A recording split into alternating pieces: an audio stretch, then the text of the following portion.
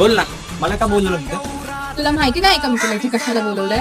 आता मला माहिती असेल तर मी तुला कशाला विचारलं असतं. मला समजलंय तू माझ्याबद्दल काय विचार करतो आणि काय नाही. अरे आपण फ्रेंड्स होत रे. तुला कशाला लागतं माझ्याबद्दल आणि माझ्या कॅरेक्टर बद्दल?